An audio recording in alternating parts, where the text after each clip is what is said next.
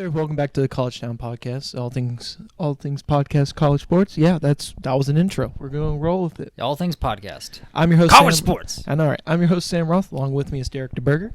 Hello. How are we doing? All right. So, a lot of news has happened since we've been gone, basically. Kind of. Where do you want to jump in and start off today?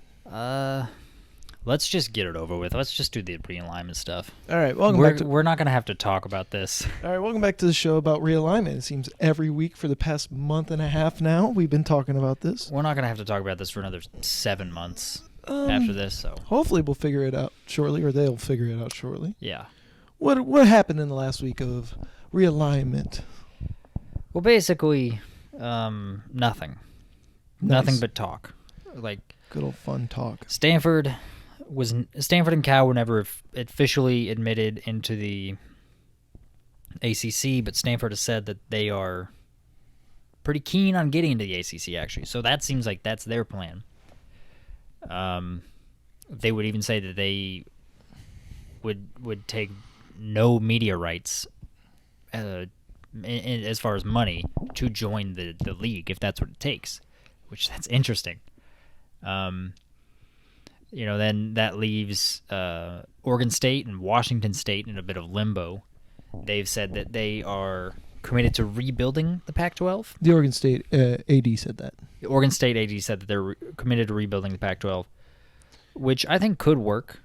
Possibly, yeah. Yeah. It's just, if they do that, they're not going to be a power conference anymore. They're going to be a better version of the Mountain West. Exactly. Took the words out of my mouth, basically. Yeah. They did say they need to know from Stanford and Cal shortly on whether or not what their plans are, so that way they can plan accordingly. They say they don't have months; they have days to figure this out, basically. Yeah. So hopefully something happens in the midst of all this. But basically, to sum it up short, from what we've got so far, Stanford and Cal are still pushing to join the ACC, as well as SMU, which is still funny in my opinion. But anyway, besides the point, politicians have come in. Yes. The former Secretary of State, Rice, how do you say her first? Condoleezza Rice is lobbying for Stanford. Apparently she works at Stanford right now. I didn't know that. Did she go to Stanford? Do you know that or not? I don't know, but I know that she's working at Stanford right now from what I saw. George W. Bush is also lobbying for SMU to join. This isn't the first nor last time that politicians will be involved in trying to get their schools into a better situation. The other issue that's going on here is that basically ACC is in a bit of a battle with itself right now in terms of like there's teams wanting to join, but there's also some teams that are wanting to get out, mainly Florida State, who is pushing for a change in the revenue deal that they have. Yeah, they've been pushing that. Rather than an equal split of the revenue deal, they want it more based off of performance. Which I kind of get. No. Performance, they've already signed off on. Not completely. Well, the only on thing, the field performance. On the field performance is only through postseason. Yeah, but that's performance still. In a way, yes, but in a way, no. I think there's an argument to be made about on how, like, if you go 9-3 in a football season and then you lose your bowl game, it's not performance postseason wise. Whereas, like, yeah, but you still went to a bowl game. You still went 9-3. I understand that as well, but there's something to the effect of like they're still pushing for more performance base in terms of the regular season as well, not just postseason. We'll see what happens. I think what they're pushing for is to get out of the ACC. Well, yeah, that's their primary goal. But if they're stuck there, I think they're pushing for like a TV ratings. Right. Formula, because they know that they're going to get some of the highest ratings. They're a brand. They're the top dog. They're a brand, yeah. Yeah, they got a good program. Even if they suck, they're going to get really good ratings. Yeah. So that's what they're pushing for. Virtually no one else wants that, but yeah. I don't know. I find it very interesting that Condoleezza Rice and George W. Bush are pushing to get their schools into the ACC, which, by the way, Condoleezza Rice never went to Stanford. She only works there. Right, I knew she worked there. No, I was just saying she never went there. Right. I just found it interesting. She went to Notre Dame, though. Oh. But it's interesting. That's not the first time a politician has pushed to get their school into the ACC. Mitch McConnell one time helped make a push for Louisville, the University of Louisville, to get into the ACC. I just find it very interesting. I find it funny when politicians are clearly rooting for a school. It's funny because off camera, you mentioned something along those lines, and I googled it and found it, so I knew I knew where you were going to go with that. Let's see, what else? So as we said, Oregon State is basically committed to rebuilding the Pac-12. With their only other options, basically, if you look at it realistically, would be to join like the American Conference or the Mountain West, is what I'm seeing. In my opinion, you could see teams like San Diego State University, Colorado State University, even SMU, if they don't get their desired ACC, I could see them going to the Pac-12. And then you also got teams like Rice and Tulane could be there added for academics as well. That's just my personal opinion. I could see it. I mean, I don't. The other interesting thing about like the Pac-12 is that if they were to add the Mount West teams, the Mount Western teams have a deal in place to where they can't leave this year. They are not going to do the buyout of $33 million to get out of that conference when they could just wait a year. Yeah, I saw, and you said last week that the conference, the Pac-12 can survive with 2 years. Yeah, with just probation. 4. Yeah, with just 4 teams, so they could wait it out if that's the route for the Pac-12, which I think is better because let's say either all the teams from the Mountain West go to the Pac-12 or Oregon and Washington State both go to Mountain West, you're going to get a better media rights deal for the Pac-12. Right. It's just because there's a brand. No one cares about the Mountain West. That is true. Yeah, sorry, Boise State fans. I mean, that's the only team that is kind of relevant, or within the last, since the early 2000s, is the only team that's San Diego State played for national championship last year. I'm talking football. I'm talking basketball. Oh, well, 2 different sides right there. There is a way that they can get out of paying the buyout, and they have to vote on it. But virtually, so they need a 70% or 75% threshold. They need to meet that to, and if they do this, then they can just dissolve the league basically, and no one has to pay the buyout. I don't know if that would pass because I don't know how many of them feel that they would get a landing spot in the Pac-12. Because in my mind, it would make sense for all of them too. Because why not? You know, like where else are you gonna go? But yeah, just basically make it Oregon State and Washington State in the Mountain West, but then label it under the Pac-12. Yeah. Yeah. I mean, it makes sense. That's a way that they can get out of paying the buyout. We'll see. Yeah. Let's move on. I know, right? I'm so done of this.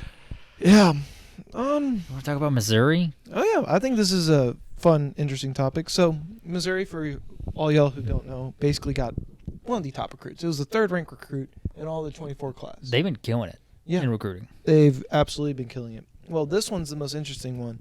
I'm going to butcher his name, but I'm going to try my best. D lineman named Williams Nwaneri. Nwaneri? Yeah. It's probably Nwaneri. He's decided to sign with, for lack of better terms, not a dominant program in Missouri. They've had good teams in the past. But. Right. But why would a top recruit not go to your blue bloods of Ohio State, Alabama, Georgia? We'll throw in Michigan, USC, Oklahoma, Texas. All of them are right there for him. Well, it turns out they are. They are. All right. He had offers from all of them. Okay. I thought you meant geographically. Oh. Well, Oklahoma and Texas. Outside of that, it's not really. Close, yeah. Anyway, so you might ask, why would a recruit like this sign for Missouri? Well, it turns out earlier this year, the governor of Missouri, Mike Parsons, signed an amendment to the current version of their NIL law that now allows players that when they commit and sign, it's only when they sign their national letter of intent to a school within the same state do they receive money during their senior year of high school. And that can begin September 1st. So in a way, it's an honor system. You can start getting money September 1st. And then once you sign your national letter of intent, which you can't do until December, I believe it's like midweek December is when signing day is, around then. So in a way, it is a little bit of an honor system to where you trust the player that here we're going to start paying you money. And then once December comes, you sign on the dotted line. Now, there have been instances of this in other states where players were getting paid earlier. There was a Florida quarterback. What was his name? I don't know. I don't know. Was he the guy that was going to go to Miami? No, he was going to go to Florida, but he was getting paid, and then he switched. Did he go to Arizona State? Is this Jalen Rashada? I believe it is. Yeah, Jalen Rashada. Well, Jalen Rashada, I think it's a little bit of a different thing because I think he was promised. I think it was like $16 million to go to Florida.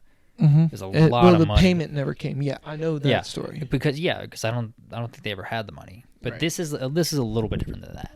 A little bit, yeah. But what I was trying to get at is there was a Florida quarterback basically who was committed to go to Florida, went somewhere else, was receiving money before the commitment happened basically, and basically decommitted. And when he decommitted, he also returned all the money as well. So it is a bit of an honor system right now in the current situation, but I think it's interesting that you could be a senior in high school, not even touch a college blade of grass yet, and you could be worth, who knows what these guys are making, 5, 6 figures, 7 figures? I mean, Nico Lamalea's making 7 figures. Supposedly. Yeah. Well, we'll see. My thoughts on the NIL amounts. I think they're basically all fake. Anyway. So this bill was passed like in the spring or I think the winter of this year. Yeah. This is the first year it's coming into effect for college sports. So the rule actually is you can only sign your letter of intent and then receive NIL money in high school if you are a resident of Missouri and you're going to a Missouri school. Right. Yeah. So this guy is from Missouri. Yeah. He's trying to get his money now, which I don't have an issue with necessarily. I think the problem comes where the part of the stipulation is you have to just sign a letter of intent. Mm-hmm. And you don't actually have to play there. It's very easy to get out of letter of intent now.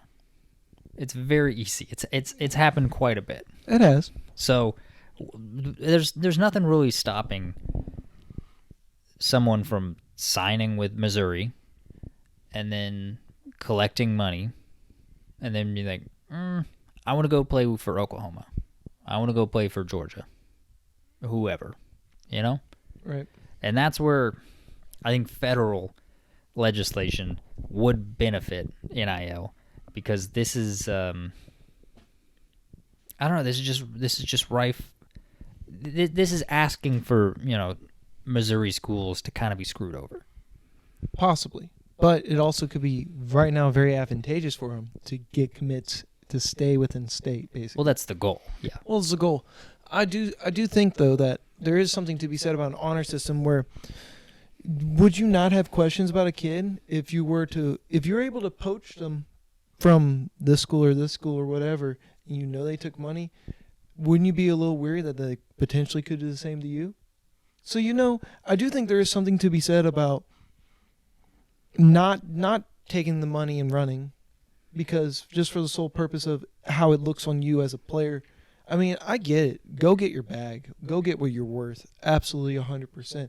But I also do think there's something to be said about there's the other side of the coin where that becomes unattractive to programs who are looking to get players in the portal, where they're like, we're not going to do this. I think it does some coaches that disqualifies you. Oh, 1,000%. Yeah, I mean, I think there have been coaches who even talked about it, who they're saying like, oh, if you come to me talking about NIL, you're off our board. Right. That kind of thing. So, yeah, absolutely. I think it's going to be a red flag for some.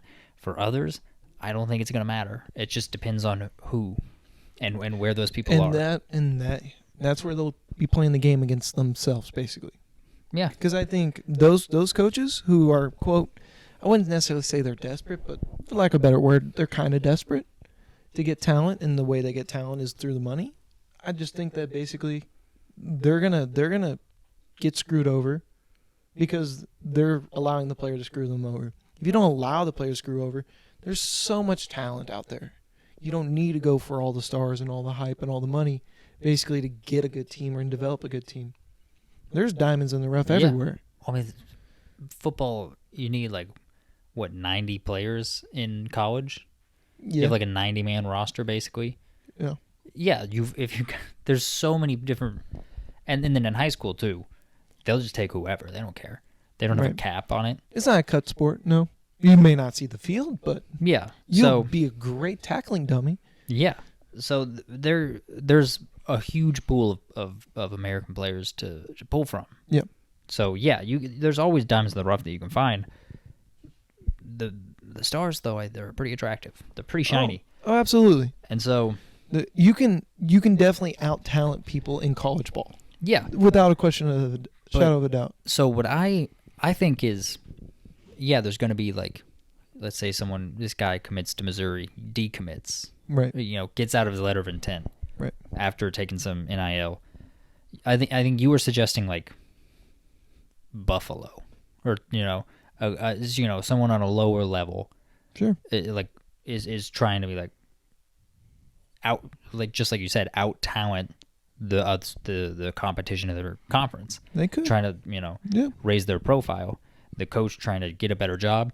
Mhm. I think there's also going to be some schools that like big schools Oh. that aren't going to care Oh. if some kid took money in high school.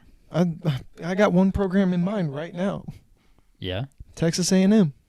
yeah, you're probably right. Texas A&M loves to throw money at players, and what do we see after this year? A max exodus of first-year players leaving because They still had a lot come back though. Yeah, but they also had a lot of talent leave. Yeah. Why? Because they got their bag. They're on a one-year contract, and they left for bigger and better ventures, basically. But at the same time, I think also they sucked last year, so that didn't help. If they were good, a lot of them would have stayed. maybe not. I think so. But it's also like, why would you give up on all that money, basically, to go somewhere else? It's now getting to the point in college sports to where, like, it's like, do you play for the really bad team and get a bag, or do you want to win something and you take less money? It's becoming like pro sports where it's like, Yeah.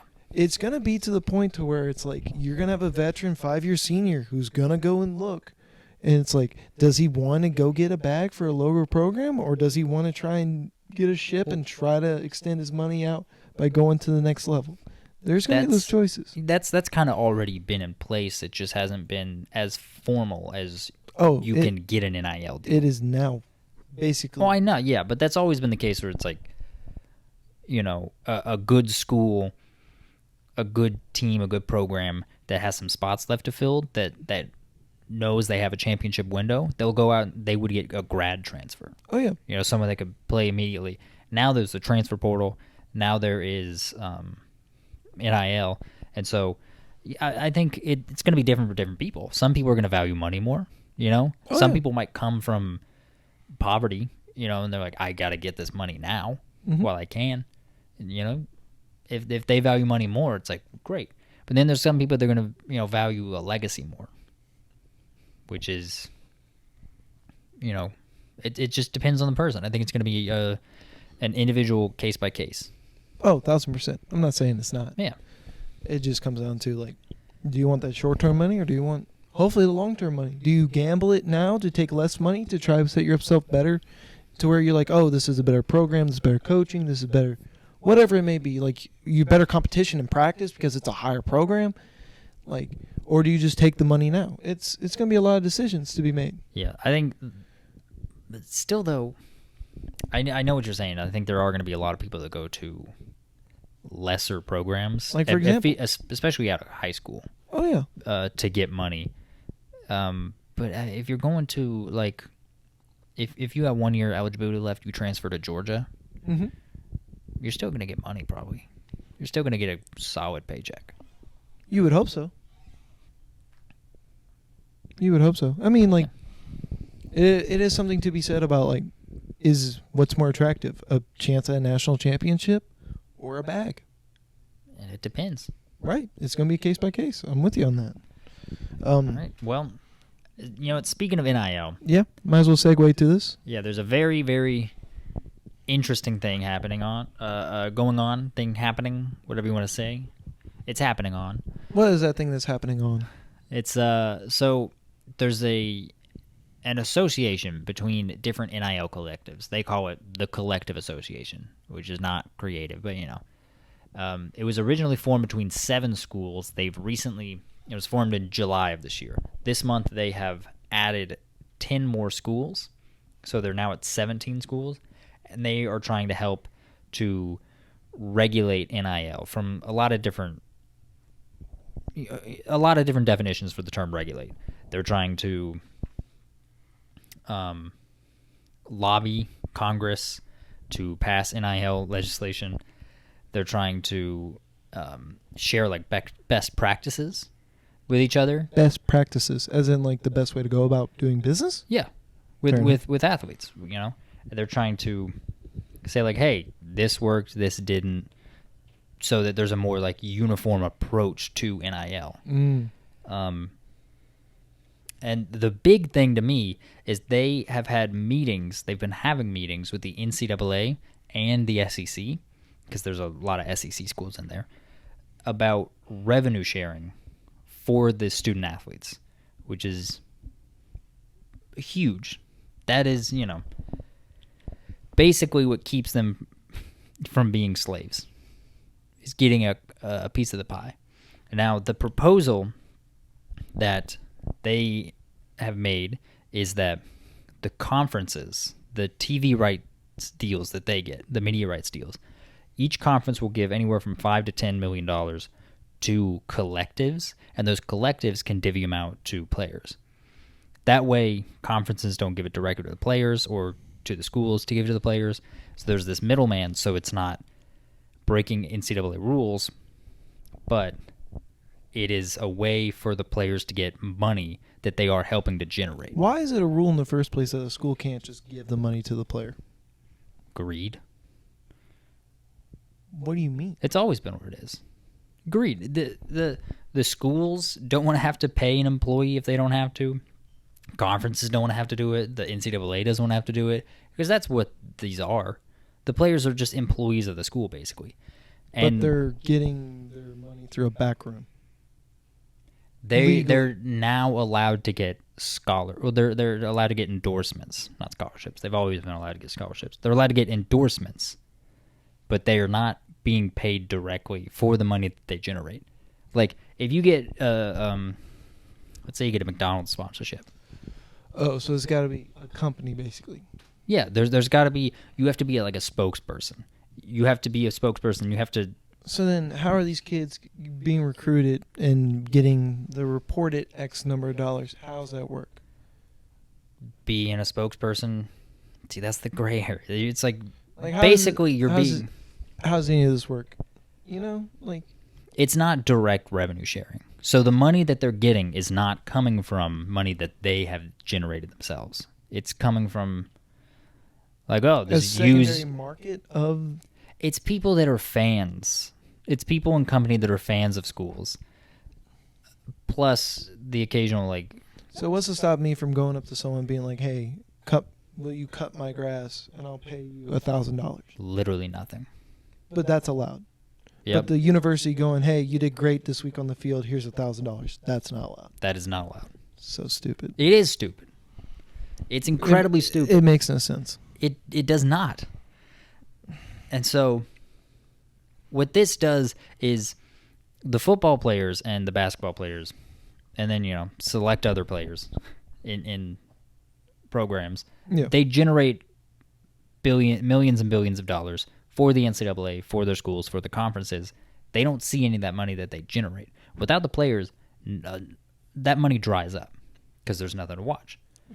Duh. Exactly. What I'm just trying to explain it. What? You told me. Sorry. Go on. You can get. I'm sorry. A McDonald's or a Gatorade sponsorship because you're really, really good at football or basketball. Right. It's going to be worth it for McDonald's or Gatorade to have you as a spokesperson. It's like them giving an advertising deal to LeBron. That's exactly what it is. But the NBA's not paying LeBron for that. He never would have gotten that had he not been in the NBA, but it's not the NBA money that's going into LeBron's pocket. Now, is this allowed where, let's say hypothetically, for example, Like, for example, the one that I can think of off the top of my head is Malik Cunningham, former quarterback for U of L. There's a lot of posters around town, basically, of him on Planet Fitness, right? Yeah, the Planet Fitness sponsorship, right? Mm-hmm. Is there anything stopping Louisville from saying, hey, contacting Planet Fitness going, hey, would you like to work with Malik? And they're like, yes, but we only have this X number of dollars. Can Louisville send money to a business to then endorse a deal? Is that allowed? Pretty sure it's not. In Texas, actually, it is. Just because why not? In Texas, schools can take directly from their own money. The university can take directly from its own money to give to a collective to then give to a student. So they passed that to, so that Texas, who has more money than God, more money than Mensa Musa. You know Mensa Musa? Do not. Richest person in human history. Sure. Yeah. Destabilized a lot of economies because of how rich he was. Nice. Yeah. Well, anyway. Texas. The Fighting Mensa Musas, they have so much money that the Texas state legislator wanted a way for them to take that money to give directly to players so that they would be more inclined to go there. That's allowed in Texas now. Right. Which is fine. I mean, I take issue with the school's money going to it. I don't take issue with the athletic department's money going to it, which is not what Texas has. The school's money is actually going to Texas players right now. But so the way it should be. No, the school shouldn't be paying players. The athletic departments of the school should be paying players. And the conferences. Isn't that still the school? This whole thing is stupid. No, it's just pay the players. And why does there have to be 7 middlemen for the guy or girl to get their money? Because it's been sketchy forever. Just make it to where, all right, maybe Congress should get involved to where it's like, you know what, the NCAA is stupid. Just put it to where players should get money from the schools. Here's the contract. Sign it. You're going to be here for insert number of years. You know what? If you want a 1-year deal, here's a 1-year deal. Here's what we're offering. If you want a 2-year deal, here's a 2-year deal. Here's what we're offering. If you feel like you're going to be projected to go pro at a certain point, you can get out of the contract. Go. Why not? It's not a 4-year deal. Here's where you should go. You're going to play with us for 4 years, basically. The only way you're allowed out is to go pro. Simple. I don't have an issue with that. Why not just make that a thing? Because that makes sense. Yeah, and then the NCAA doesn't make sense. If you get unhappy, you have a buyout, you buy yourself out of the contract, you hit the transfer portal. This whole, it's so stupid. The collective association and all this stuff. 17 schools. Oh, we are figuring out how to do it properly. It's just dumb. Just put it in black and white. Sign the damn thing. Play the sport. Get paid. They're professional athletes at this point. They don't deserve. The scholarship is not enough. NCAA makes billions a year off of March Madness every month. From that 1 month, I don't know what I'm saying right there, but you understood what I'm getting. Yeah, every year for that 1 month. It's so stupid. Just pay the players through the schools. Get it over with. This convoluted BS is so stupid. No notes. Thank you. Hey, let's move on. Yeah, I mean, Jesus Christ. You want to talk about Virginia Tech or Iowa? Wait, there's Iowa stuff? Yeah. Where? Caitlin Clark. And then the women's basketball. Yeah. You want to talk about Virginia Tech or them first? Let's get rid of the stupid stuff first, and then we'll get to the happy stuff. Okay. Okay, Virginia Tech. It's a fun one. You know more about this than I do. Go for it. Virginia Tech's basically, there was an article written by Andrea Adelson at ESPN, great journalist, detailing how Virginia Tech's athletic department is a disaster. How is it a disaster? Oh, it's terrible. It's so bad. So when Frank Beamer officially retired, they hired Justin Fuente. And for those who don't know, Beamer was the former AD. Correct? No. Okay, who is Beamer? Frank Beamer? You don't know Frank Beamer? Exactly. I don't know who Frank Beamer is. How do you not know Frank Beamer? Enlighten me on who Frank Beamer is. He was the football coach for Virginia Tech for like 29 years. There we go. He was an incredible coach. Shout out Frank Beamer. Great coach. Phenomenal coach. For us who don't know. Anyway, moving on. I don't know how, but okay. Sometimes we live under a rock because we didn't care about college football till 10 years ago. Look, I get that, but I know who Frank Beamer is. Okay, anyway. I mean, when Frank Beamer retired, they hired Justin Fuente as the head football coach. And then immediately, there was a very contentious relationship between the athletic department and Justin Fuente. He tried to be the coach the way he knows how to be the coach. Simple enough. They wanted him to be exactly like Frank Beamer. At every turn, they were like, well, Frank would do it like this. Frank would do it like that. And, drive someone insane. Yep. And the main person was their associate athletic director, who is at the head of all of this. He was the associate athletic director in charge of football. He hated Fuente. He hated him so much. He was really good friends with Frank Beamer. He would just stonewall him. Does this person have a name? It's like Balleen. I think it's Josh Balleen. Josh Balleen. I know his last name is Balleen. I don't remember Josh or not. Okay. But let's go with Josh. Why not? Basically, he would stonewall him whenever he got the chance. It got so bad that Justin Fuente eventually complained about him, and the associate AD got removed from his position, but really everyone believed that he was just still pulling strings from behind the curtain. Everyone believed that he was still making decisions about the football program. And those decisions that Josh Balleen and the athletic director at Virginia Tech, who is still there, by the way, he is still their athletic director, those were terrible decisions. They were crazy cheap. How cheap were they? With the football team. They were so cheap. They were at the bottom of the ACC every single year in their budget. They had one of the worst apparel deals from Nike. They made some of the smallest amounts of money each year from their apparel deal. It was so bad that they didn't have enough money from Nike each year to give players more than one of each item of equipment. Oh, so they were you get one pair of socks. You get one pair of socks, you get one pair of gloves. You have one home and away jersey. You got one this. Here's one T-shirt that you get. One shorts. This is your workout shorts, whatever. Yeah.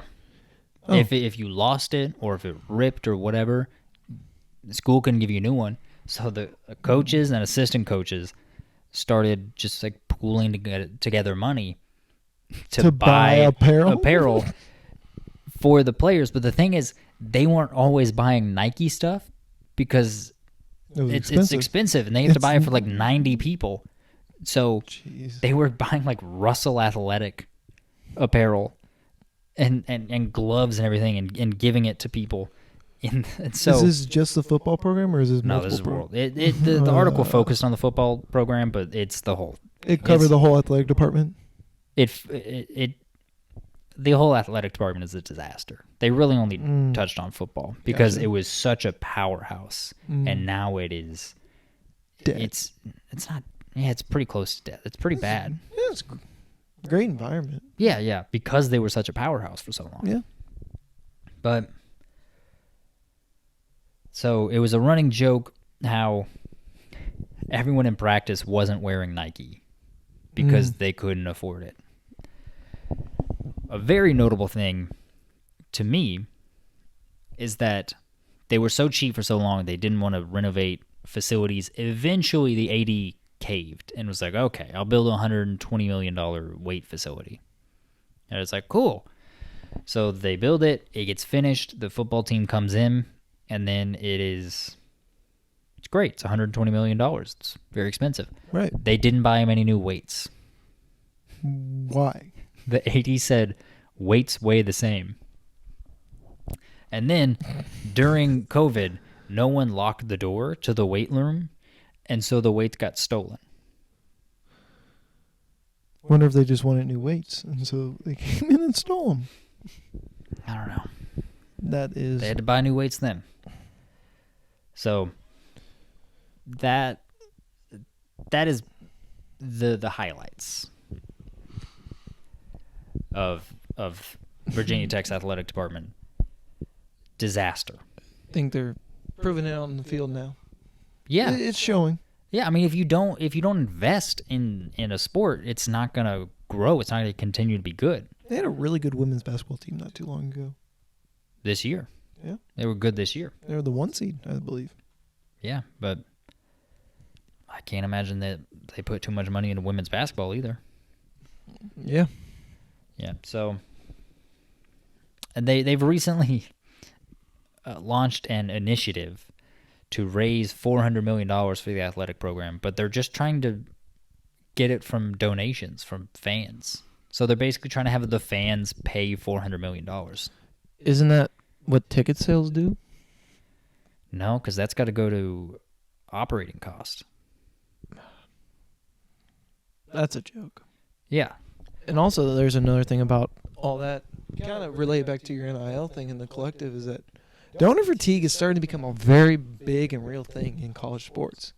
A lot of donors, where they used to be able to stretch their money so much farther because they knew that they could get X, Y, and Z with it, now are realizing there's a lot more skin in the game they have to put in to see the success be put on the field in terms of talent.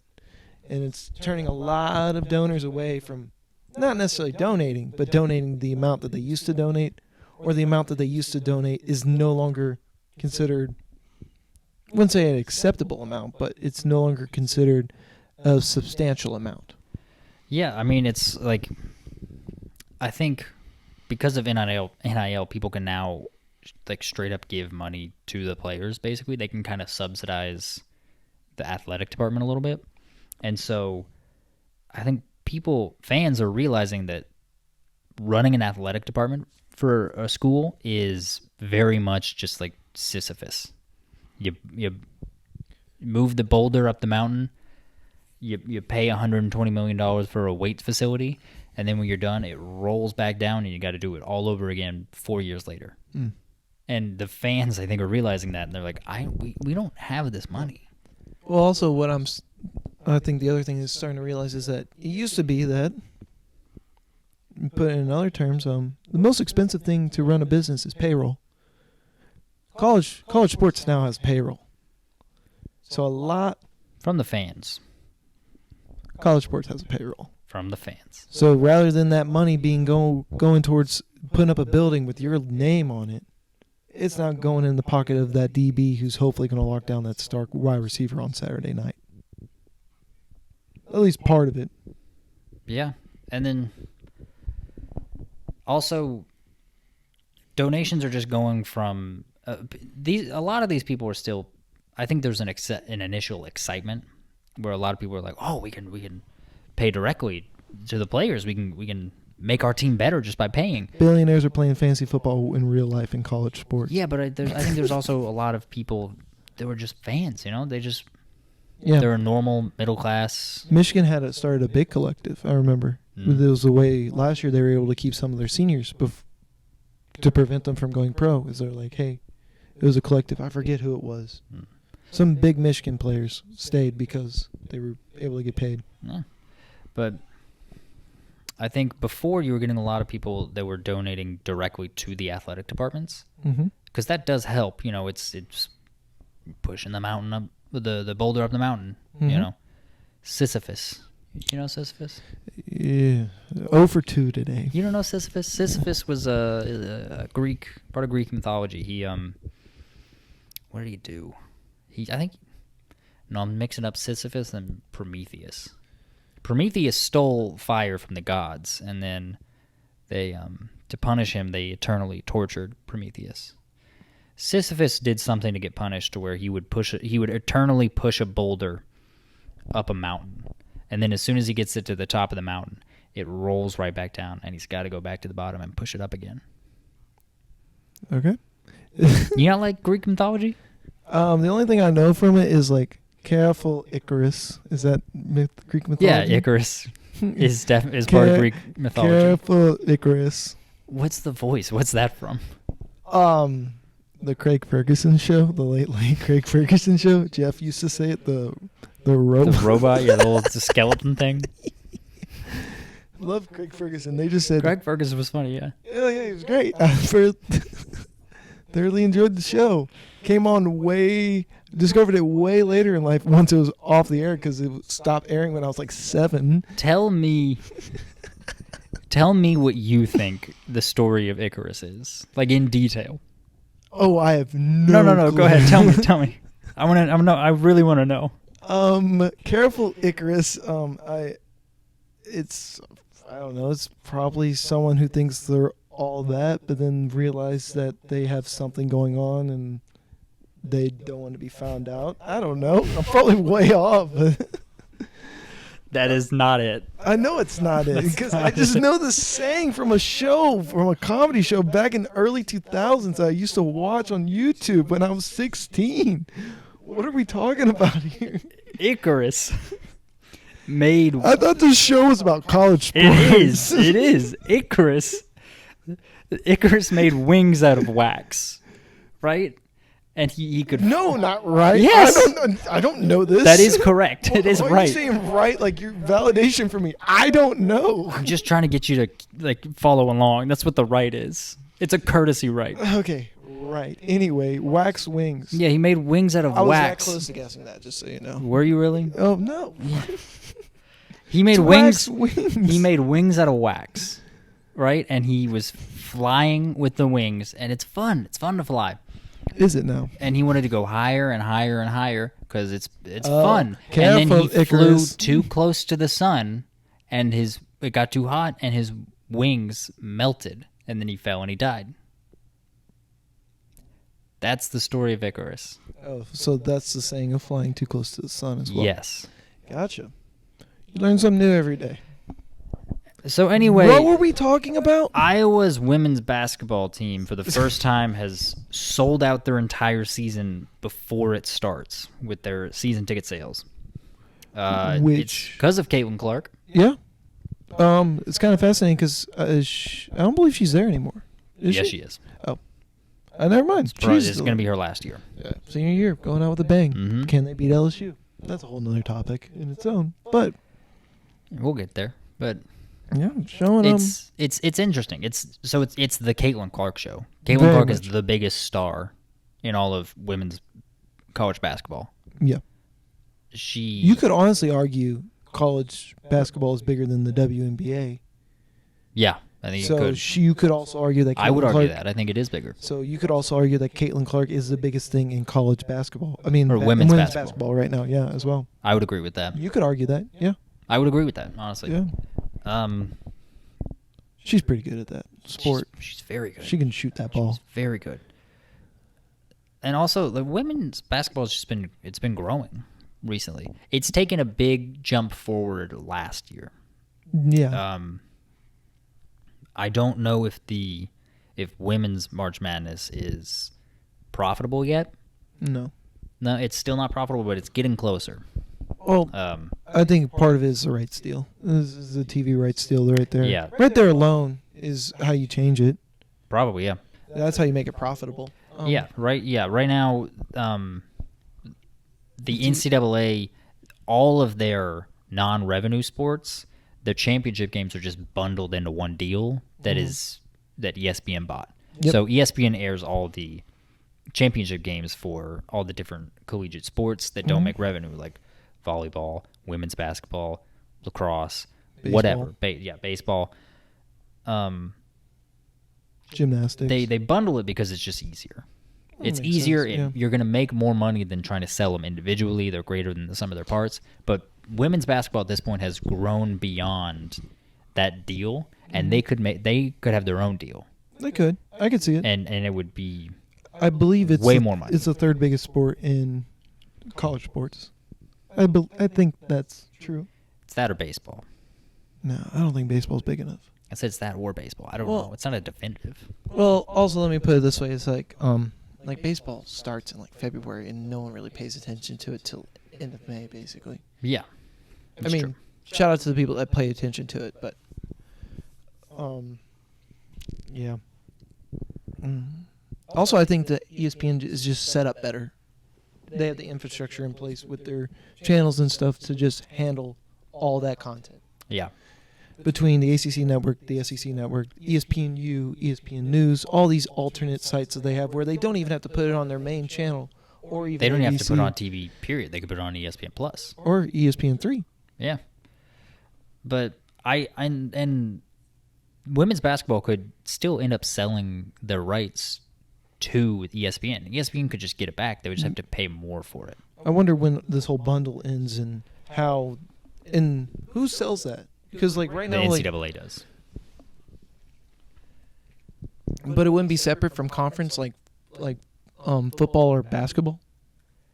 Like, because like that's the whole reason why we're seeing all this realignment stuff. So I wonder if it is a separate entity if you see like ACC basketball, the SEC basketball for women, because So those are owned by the conferences. The championship games are. Those aren't like I don't think those are NCAA games, if you know what I'm saying. Like right, you're talking about the tournament, which is what NCAA owns, which Yes. would then make it profitable. But I'm talking more about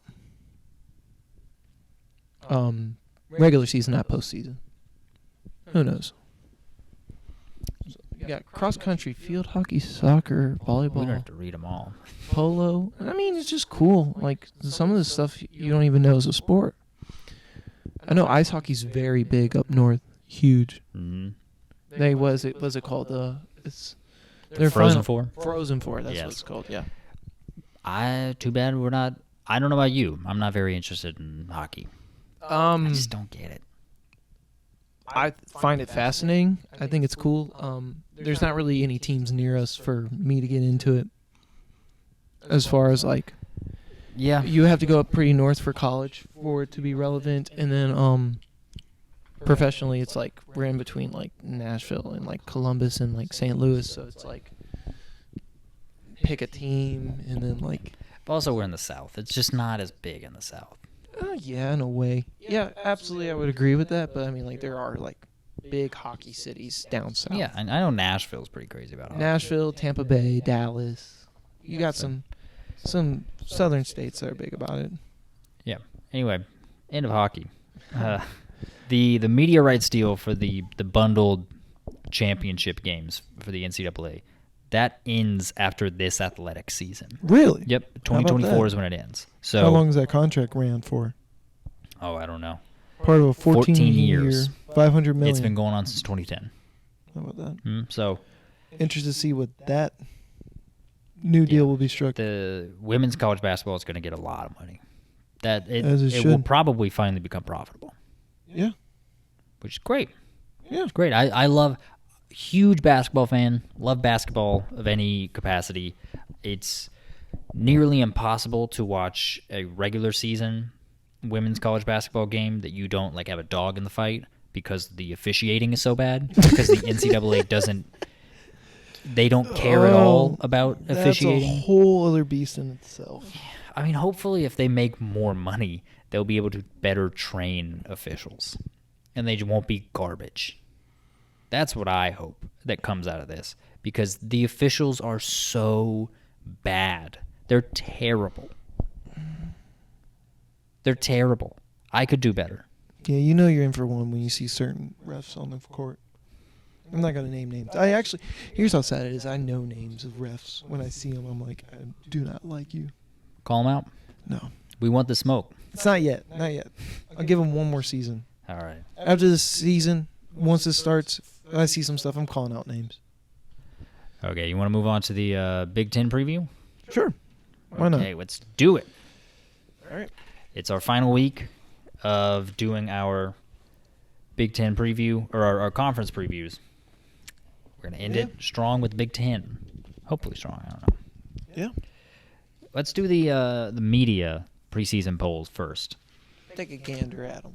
So, in the East, they think Michigan is going to win, followed by Ohio State, Penn State, Maryland, Michigan State, Rutgers, and Indiana. In the West, they've got Wisconsin winning, with Iowa, Minnesota, Illinois, Nebraska, Purdue, and Northwestern behind them in that order. And who they have winning it, can't quite tell. It's probably Michigan. I would have to imagine Michigan is going to get the most votes. They got the most votes to win either conference by anyone. They're probably getting the most votes to win the Right. championship. That's great journalism for you right there. Yeah. All right. Do you want me to go first, or do you Yeah, want go to ahead. All right. Do you want me to do East and West, or do you want me to just run them through? Just give me the big ones first. Who you got winning? Winning it, Michigan. Yeah, I got Michigan too. I got Michigan winning it. Even with their recent 3-game suspension that just got announced today, self-imposed by Jim Harbaugh, it won't affect them. Their first 3 games are cakewalk. It won't affect them this year, and it won't affect them next year because they're going to get slapped by the NCAA still. I mean, NCAA is still going to make a fool out of them. as they should. As they should just get a slap on the wrist. We've talked about this enough and Yeah. what we think about the Harbaugh incident and cheeseburgers and whatnot. Yeah. But anyway, so running down the list for me, I'll just do the East and then the West. So the East, I got Michigan, Ohio State, Penn State, Maryland, Michigan State. Instead, I'm going against the grain. I got Indiana, then Rutgers. All right, we're pretty similar. Right. That is almost identical to what the preseason media poll is. Mine is identical to the preseason media poll. So the only difference we have is Rutgers and Indiana. Yes. I think Rutgers is a waste of space, basically. I disagree. I think Rutgers. What do I have them going this year? I got Rutgers going 6-6. 6-6 for Rutgers. I have them going 3-9. 1-8. Rutgers is a tough team, like literally, and you don't want to see them on their schedule just because they're going to beat you up. Right. They are probably not going to beat you, but they're very, very physical. Greg Schiano is. I don't think he was the coach that he once was, but he still is a salty dog, if you will. Okay. Yeah, that's what I'm going with. There you go. So they're tough. Yeah. They just are screwed being in the Big Ten, which is a conference they should not necessarily be in, talent-wise. Right. Who you got in the West? Iowa. You got Iowa. I got Iowa. You love Iowa. I don't love Iowa. I love Iowa's defense. Let's make one thing clear. Like Iowa's defense, I think they got You love it. Why don't you marry him? because I'm not ready for commitment. Fair enough. So with Iowa, basically for me, really like their defense. Really like the tight end that they got in Eric Hall coming in, transferring from Michigan. I think that's going to be a big bonus for them. Also, just looking at their schedule, basically, like they don't play Ohio State. They don't play Michigan. The only rough team that they play on the other side is basically like they avoid Maryland. Like the schedule to me just screams for them to like the only tough matchups they have is Penn State and Wisconsin, and that's it. Yeah. Like you can maybe throw in like Minnesota. Is a tough. Maryland. You think Maryland's gonna be tough? Do they play Maryland? I might have just made that up. No, they No, don't. they don't play play Maryland. Maryland. They literally play in terms of like tough matchups for me. Like running through their schedule, it's Utah State, Iowa State, Western Michigan. All three should be wins out of conference. I don't see why they don't win those. Then they got Penn State. I have them losing that. I think that's a rough game for them. And then they got Michigan State, Purdue, Wisconsin, Minnesota, Northwestern, Rutgers, Illinois, Nebraska. I mean, like, outside of, like, Penn State and, like, Minnesota and Wisconsin, in my opinion, it's, like, their ceiling is, like, 11-1, in my opinion. Their floor is, like, 9-3. Like, it just doesn't seem that hard to me in my... Floor is 9-3. I mean, like, you could maybe throw in, like, them losing to, like... I mean, looking at the schedule, like, maybe Illinois. Like, but, I mean, like, they should beat Nebraska. They should beat Rutgers. Their offense was very bad last year. I think the floor is lower than 9-3. I mean, it probably is, but, I mean, like, just looking at the schedule, on paper, they should win most of their games, in my opinion. Yeah. What do you have for Iowa? I've got them 8-4. Really? Yeah, I don't think they're going to be that much better than last year. They're going to have a great defense. I think their offense is going to suck, but it looks like they've got an easier schedule. I mean, they avoid Michigan and Ohio State. Yeah. The only top 10 team they play preseason-wise is Penn State. I'm just not in love with Iowa. Like, literally, the only ranked teams on their schedule right now are Wisconsin and Penn State. And I think they're a ranked team going into the season. Well, they are a ranked team. Right. I have them like Yeah. 24, 25 Yeah, on my 25. run. Right. I mean, I like Wisconsin. Don't get me wrong. I think that Wisconsin could beat them. But I just have them winning that game. I think that's the difference. I've got Minnesota winning the Really? West. Minnesota. Yeah. What's the record for you? Minnesota, I've got going 8-4. 6-6. I've got a whole lot of 8-4s in the West. I think it's going to be. It's going to be what it's been the last several years. It's going to be whoever makes it out of that conference plays in the championship game. They're going to get walloped by whoever makes it out of the East. I mean, you really think Minnesota over Iowa and Wisconsin? Yeah. Really? Yeah. I do. I think Minnesota, they've had 9 win seasons. Mm-hmm. I believe 3 of the last 4 years. PJ Fleck is a great motivator. He's a real rah guy. Row the boat. I just think, I don't know. I really don't think Iowa's that good. Illinois, I think, is going to take a step back. Wisconsin's probably going to be better, but I don't think it's going to be so much better. Nebraska's going to suck. Purdue's going to take a step back. Northwestern's going to be garbage. Like, they just don't play anybody. I'm not super impressed with anyone from the West. I'm just not. So, I've got Minnesota coming out of it. No. Yeah. No. Minnesota, no. Luke Fickell is a much better coach than PJ Fleck. If it makes you feel any better, I've got Wisconsin going 8-4 as well. I've got the top 4 teams, I believe, all going Actually, no, I've got in the West. Top 4 in the West. Actually, I don't. I have 3, not 4. Do you have 4? Minnesota, Wisconsin, Iowa, who they're 3 of the top 4 in my rankings, my predictions.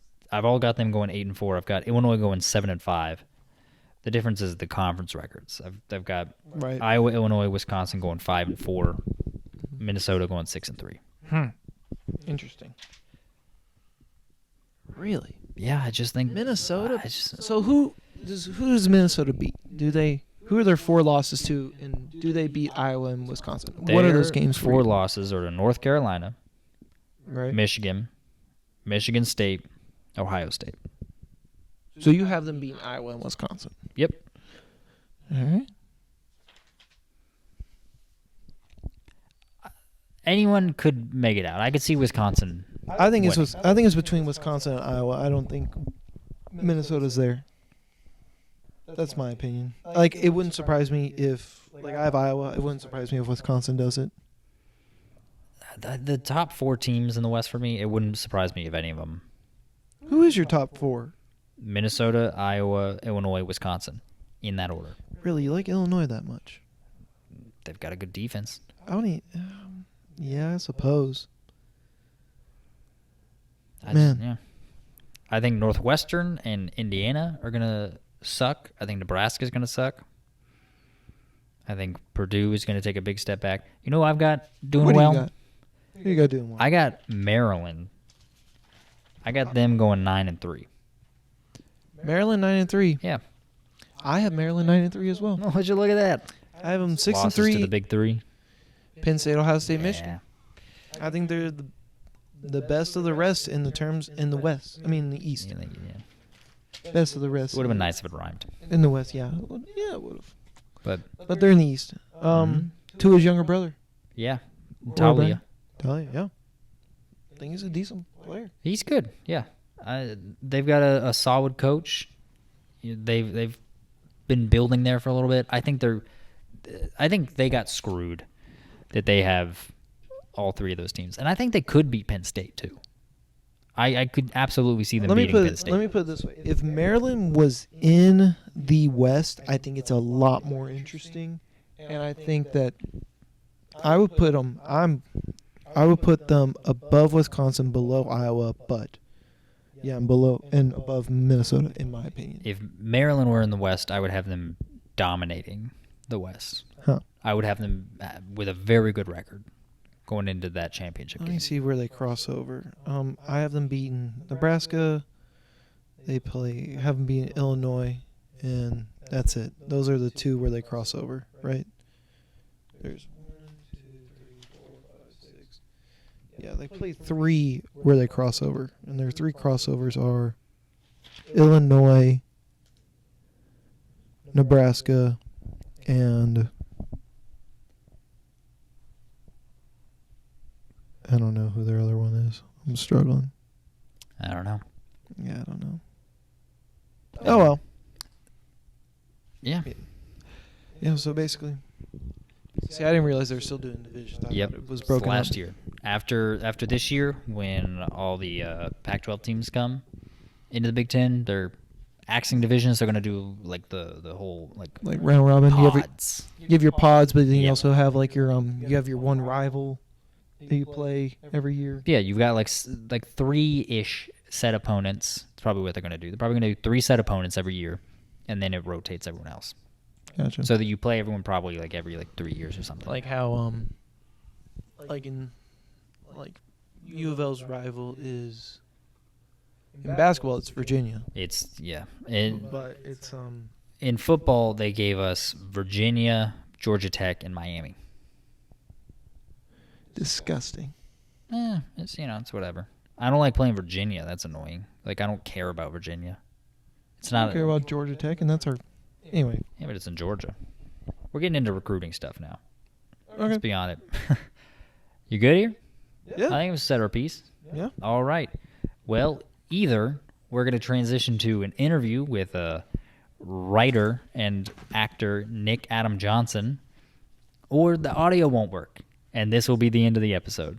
So we'll figure out We'll find out shortly. either goodbye or goodbye for now.